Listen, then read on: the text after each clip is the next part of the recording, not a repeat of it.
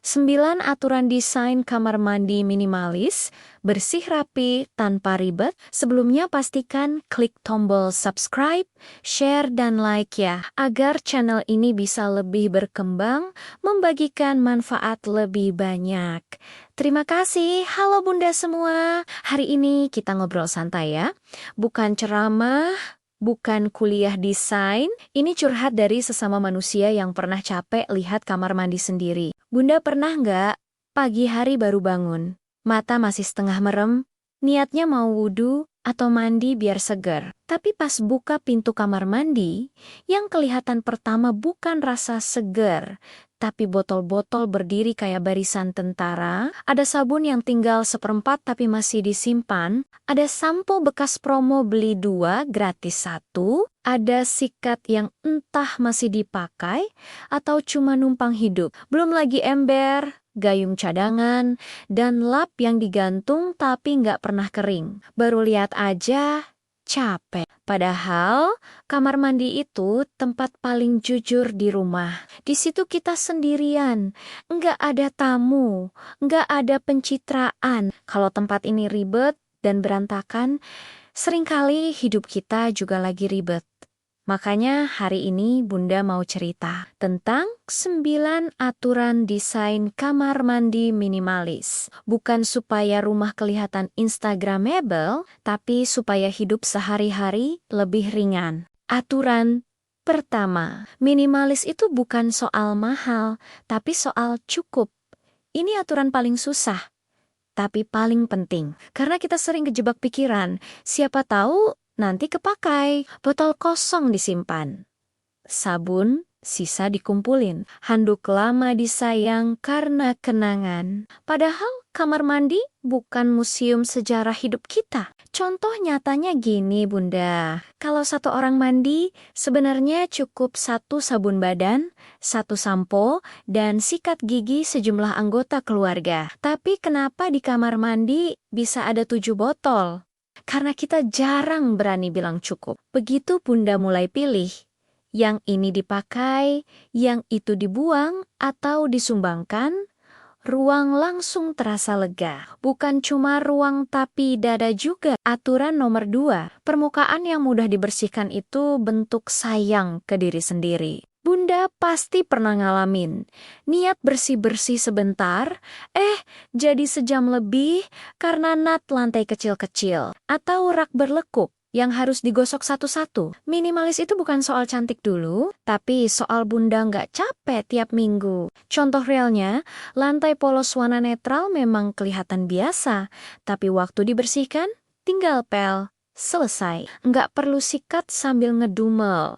Itu sudah nikmat luar biasa. Aturan nomor 3, barang disimpan itu lebih rapi daripada barang dipamerkan. Rak terbuka memang lucu. Di foto kelihatan estetik, tapi di dunia nyata, debu nggak pernah tanya izin. Air sabun nggak peduli estetika. Contoh gampangnya, sikat gigi. Kalau diletakkan terbuka, kelihatan terus, lama-lama kelihatan kotor, walau rajin dicuci. Begitu disimpan di lemari kecil, kamar mandi langsung kelihatan tenang. Bukan karena barangnya berkurang, tapi karena pandangan mata tidak diserang. Aturan keempat, warna itu ngobrol sama perasaan kita. Bunda mungkin gak sadar, tapi warna ramai bikin otak kerja lebih keras. Kamar mandi dengan terlalu banyak warna, bikin pagi terasa ribut. Contoh nyatanya, dinding netral lenti netral, lalu 1 aksen kecil. Entah handuk, entah pot tanaman. Itu sudah cukup. Mata istirahat, hati ikut tenang. Aturan nomor 5. Cahaya itu soal rasa aman, bukan cuma soal terang atau gelap. Selain itu bikin kamar mandi nggak terasa horor ya. Lampu yang pas bikin kita merasa bersih walau belum sepenuhnya bersih. Lampu yang terlalu redup bikin kamar mandi terasa suram. Contoh logisnya, pernah nggak mandi di kamar mandi yang gelap? Rasanya pengen cepat keluar. Beda dengan cahaya yang lembut tapi jelas. Kita jadi lebih betah, lebih tenang, lebih mindful. Aturan keenam, air harus punya jalan pulang. Ini sering disepelekan, lantai selalu basah, keset lembab, sudut licin, akhirnya kamar mandi terasa kotor, walau sudah dibersihkan. Minimalis itu fungsional. Contoh realnya, saluran air yang lancar bikin lantai cepat kering, begitu lantai kering, kamar mandi otomatis kelihatan bersih lebih lama. Dan Bunda enggak was-was terpeleset. Aturan ketujuh. Dekorasi itu bumbu, bukan bahan utama. Satu tanaman kecil sudah cukup. Satu aksen sudah manis. Kalau kebanyakan, malah jadi ribet. Contohnya, bunga plastik banyak memang rame, tapi tiap dibersihkan harus diangkat satu-satu. Lama-lama yang capek bukan bunganya, tapi bundanya. Aturan ke-8. Kamar mandi bukan gudang darurat. Ini kejadian nyata di banyak rumah. Barang bingung ditaruh di mana, akhirnya masuk kamar mandi. Pel cadangan, ember rusak, kotak kosong. Tanpa sadar, ruang pribadi jadi penuh beban. Minimalis itu berani jujur. Kalau nggak ada tempatnya, berarti barangnya memang nggak perlu. Aturan ke-9. Merawat lebih penting daripada menambah. Banyak orang pikir kamar mandi bersih itu karena renovasi.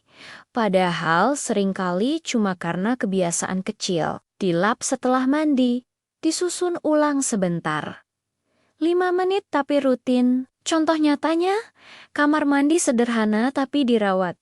Jauh lebih nyaman daripada kamar mandi mahal tapi jarang disentuh. Bunda, tahu nggak, kamar mandi yang rapi itu efeknya panjang. Pagi hari lebih tenang. Malam hari lebih damai. Karena tanpa kita sadari, ruang itu mempengaruhi emosi. Kalau hari ini Bunda merasa hidup lagi ribet, mungkin bukan karena masalah besar. Bisa jadi karena terlalu banyak hal kecil yang numpuk. Dan kamar mandi sering jadi cerminnya. Nggak perlu langsung sempurna. Nggak perlu langsung berubah semua.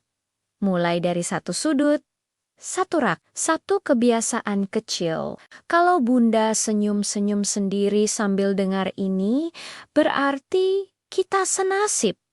Sama-sama pengen hidup lebih ringan, sama-sama pengen mandi dalam keadaan jiwa yang tenang. Terima kasih sudah nemenin Bunda ngobrol panjang hari ini dan sudah mau dengar curhatan panjang ini. Sampai ketemu lagi. Semoga rumah Bunda semua makin nyaman dan hari-harinya makin damai. Sampai ketemu lagi di cerita berikutnya.